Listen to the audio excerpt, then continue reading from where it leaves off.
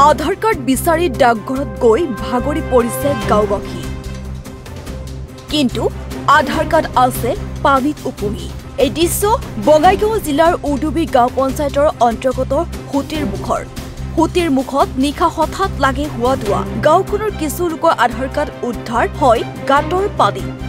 উপঙি থকা অৱস্থাত উদ্ধাৰ হোৱা আধাৰ কাৰ্ডক লৈ তীব্ৰ চাঞ্চল্য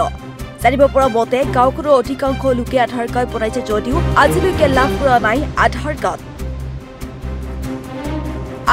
লাভ নকৰাত বহু লোকে ইতিমধ্যে হেৰুৱাইছে ৰেচন কাৰ্ড আৰু হঠাৎ গাঁওখনৰ বাঁহগছৰ তলৰ গাঁতত পানীত উপঙি থকা অৱস্থাত উদ্ধাৰ হয় বহু লোকৰ আধাৰ কাৰ্ড ৰাইজৰ সন্দেহে কিছু আধাৰ কাৰ্ড উদ্ধাৰ হৈছে যদিও পানী ডুব গৈছে শ শ আধাৰ কাৰ্ড কিন্তু কোনে কি কাৰণত নষ্ট কৰিলে হেয়া এতিয়াও ৰহস্য আৱৰ্তন অভিযোগ অনুসৰি গাঁওখনৰ প্ৰাক্তন পঞ্চায়ত সদস্যই আধাৰ কাৰ্ডসমূহ পেলাই দিয়াৰ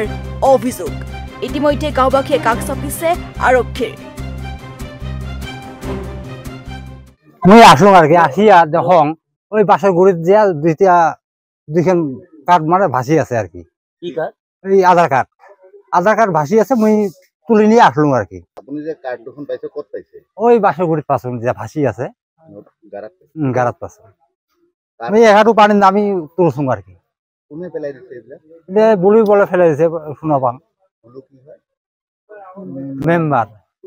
কোন জায়গার নাম এই সূত্রের মুখে মানে আর কিমান আধার কার্ড পাইছে নাকি এমনি তো আরো 5-6 কার্ড পাইছে অন্য মানুষে হ্যাঁ অন্য মানুষও পাইছে আছে ঘরতে আছে কতগুলো মই আসলো আর কি আসিয়া দেখং ওই বাসের গুড়িত দিয়া দুইখান কার্ড মানে ভাসি আছে আর কি এই আধার কার্ড ভাসি আছে মই তুলি নিয়ে আসলো আর কি আপনি যে কার্ড দুখন পাইছে কত পাইছে ওই বাসের গুড়িত পাছুন যে ভাসি আছে গারাত পাছুন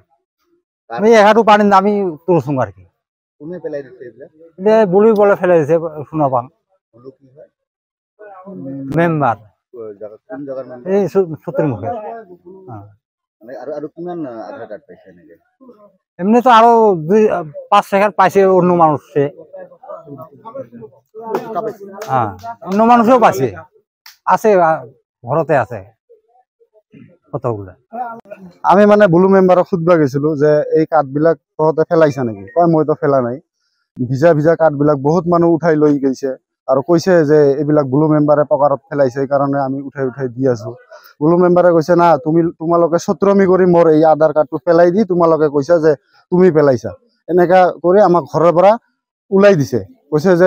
তোমালোকে সত্ৰমি কৰি মোৰ ঘৰত আহিছা ওলাই যায় এতিয়াই ওলাই যা নহলে পুলিচক ফোন কৰিম এনে বহুত কিছু কৈছে আমাক ঘৰৰ পৰা অপমান কৰি ওলাই দিছে আমালোকে এইটো বিচাৰো যে আমাৰ ইয়াৰ তদন্ত ভালকে ল'ব আধাৰ কাৰ্ডগুলো সি ক'ত পাইল